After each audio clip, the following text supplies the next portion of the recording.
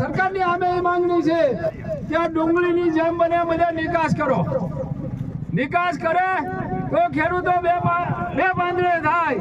આ તો અમારે ખેડૂતોનું એવું કહેવાનું છું કે અમને 4 મહિના 2,000 રૂપિયા આપે, 12 મહિના આપણને 100,000 આપે.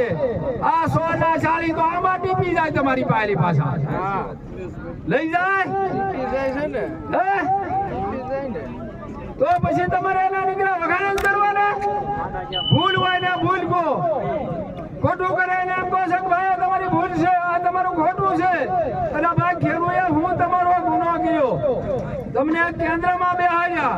નરેન્દ્રભાઈ આપણા ગુજરાતના, અમિત શાહ આપણા ગુજરાતના, તો અહીંયા બેઠા બેઠા એના મુખ હોદ્દા ઉપર બધા બેઠેલા છે. અને ખેડૂતનો ગુજરાતનો જો ખેડૂત લૂંટાતો હોય અને આને કોઈને જો કઈ કીડીઓ ન સર્જ્યું હોય તો પછી હવે આમાં તમારી આપણી જ મૂર્ખાઈ ગણાય ને.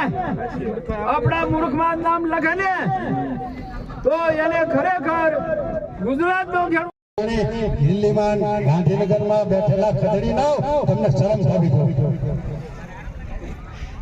જ્યારે ખેડૂતોની હાલત હોય અને તમે જો ખેડૂતોની વાત ત્યાં પહોંચાડી ન શકતા હો ત્યાર પછી હું તમને હમણાં જ વાત કરું. બહુ જૂની આપ સૌ એને સાચી છો, આપ સૌને એની ખબર છે.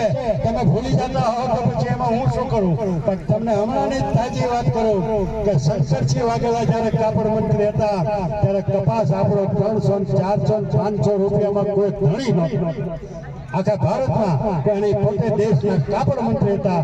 અમે 8 જ જણા દિલ્હી તો ક્યાંય નહોતા.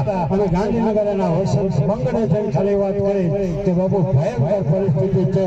અને એ વખતે એ કાપડ મંત્રી હતા તો કે શું કરીએ અને કેવી રીતે કરીએ, કેટલું આપીએ તો વ્યાજબી ગણાય. એટલે અમે કીધું કે બાબુ ઓછા 800 રૂપિયા તો આવે ને તો ખેડૂતો ક્યાંક 5 પૈસા મળે. એ વખતે એટલે એને ન્યાયમાં બેઠા બેઠા હુકમ કરી નાખ્યો. અને ગાંધીનગર એના કૃષિ સચિવને ફોન કર્યો કે સવારમાં તમે મારે ફાઇલમાં મારા લેટર પેડ ઉપર સહી કરેલું છે એમાં લખી નાખો. અને સવારથી જ આખા દેશના ખેડૂતોનો કપાસ 970 રૂપિયા ખરીદ 800 રૂપિયાના અમે માંગણી કરી અને એને 970 રૂપિયા શંકરસિંહ વાઘેલા જો આજે થયું. એટલે આ સરકારને કરવું હોય તો હું તમને એ કહી દઉં 2013 સુધી આપણી જે આ ડુંગળી છે એ જીવન જરૂરિયાત ચીજમાં સમાયેલી હોય એટલે રાજ્ય સરકાર અને કેન્દ્ર સરકાર અને કૃષિ વિભાગ અને એનું નિયામક તમામ એમાં નિર્ણય લઈ શકે. પણ આ સરકાર ભાજપની ત્યાં બેઠી 2014માં એટલે ડુંગળીને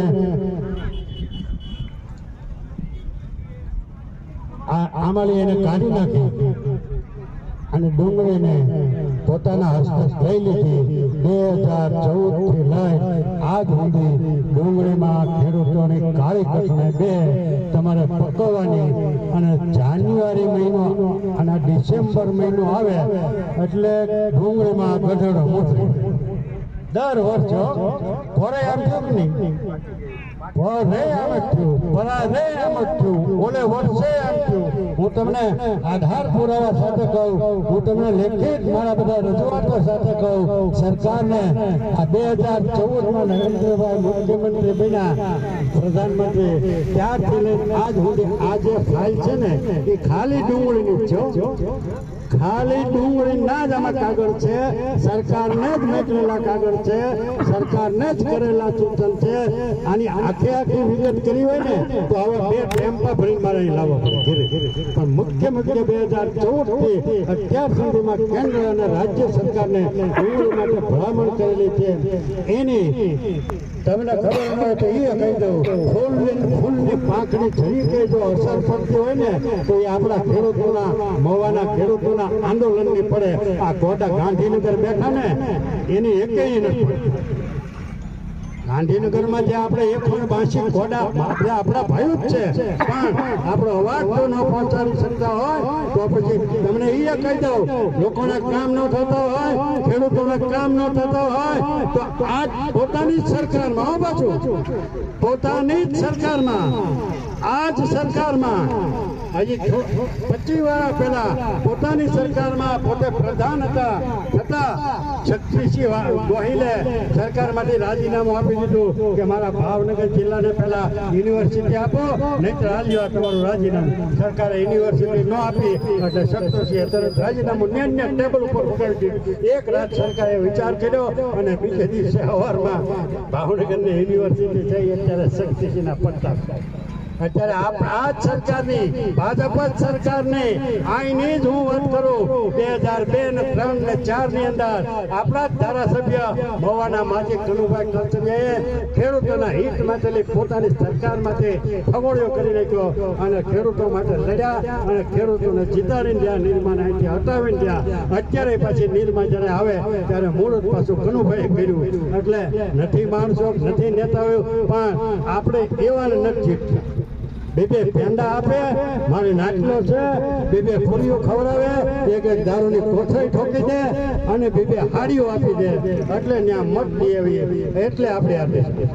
ઠીક છે, પણ વિગતે તમને વાત ડુંગળીમાં એ કરવાની છે કે ડુંગળી અત્યારે જો સરકાર ધારે ને આ બધા નેતાઓની જે મેં વાત એટલે કરી સરકાર સુધી આપણો અવાજ પહોંચાડજો. તમારા પીડિયા છે ને એ આ તો ભરતજી બોલે, ગમે ત્યાં બોલતો હું રાતના હું તો સપનામાં બોલું ને તોય સરકાર સુધી પૂગી જાય. તો આ તો હવે કેમેરા પર એટલે સરકાર સુધી આપણો અવાજ પહોંચે અને ખદડાઓ સાંભળે એવું કરો કે આપણે હવે કરવું પડશે.